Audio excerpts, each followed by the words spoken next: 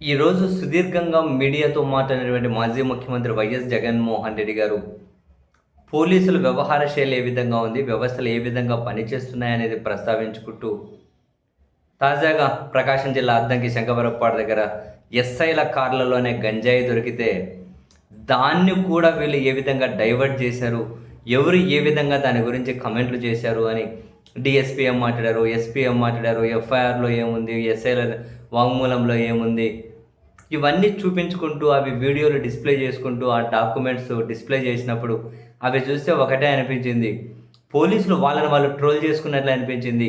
ఇంత దారుణంగా వ్యవస్థలు ఎందుకు పనిచేయడం, డబ్బుల కోసమా?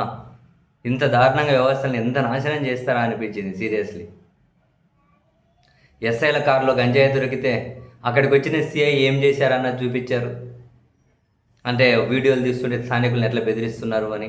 డిఎస్పీ ఏమన్నారు, ఎస్ఐలు దారిన వాళ్ళు పోతూ ఉంటే పక్కన ఉన్న అనుమానాస్పదంగా ఉన్నటువంటి వ్యక్తి అక్కడి నుంచి హడావిడిగా బండి తీస్తుంటే బండిలో నుంచి మూట కింద పడితే ఎస్ఐలు కారు ఆపి అక్కడికి పోయారు, మూటలో గంజాయి మందుంది, ఆ తర్వాత చేంజ్ చేసేకపోయారు బండిని, ఆ క్రమంలో ఆటోకు గుద్దారు అని చెప్పి డిఎస్పీ అంటారు.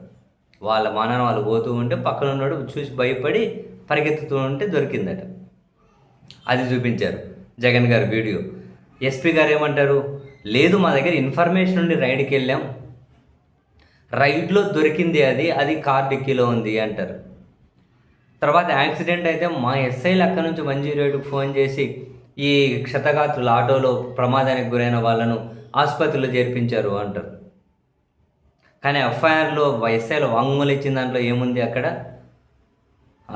రిపోర్ట్లో బల్లిగురవ ఎస్ఐ అట నా కొడుకు కడుపు నొప్పిస్తుందని సంతమాగులూరు ఎస్ఐకి ఫోన్ చేస్తే వాళ్ళ కొడుకుని ఆసుపత్రిలో చేర్పించి 2 ఎస్ఐలు పోతూ ఉన్నారట. ఏంటివి ఇవంతా?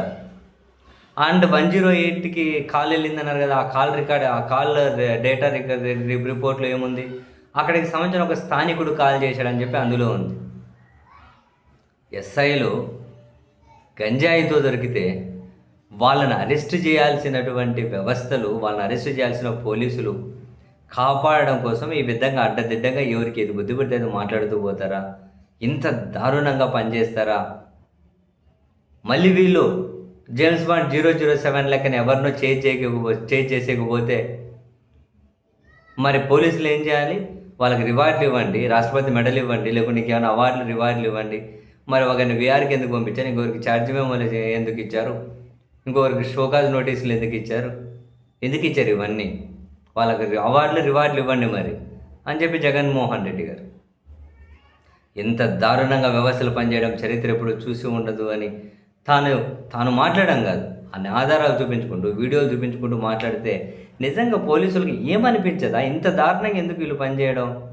వేరే ఎవరన్నా కక్ష సాధించే రాజకీయాల కోసం అయితే అసలు వీళ్ళ బలగమంతా ఎంత పోలీసులు ఎంతగానో ఏ పీక్స్ వరకు హింసించవచ్చో, ఏ పీక్స్ వరకు వీళ్ళు ఇబ్బంది పెడితే అంత పెడతారు. అవసరమైన దగ్గర ఒక్కసారన్న నైతికతతో వ్యవస్థలు పనిచేయవా అనిపించింది జగన్ గారు ఇవన్నీ చూపెడుతూ ఉంటే పోలీసుల గురించి. దారుణం అబ్బా.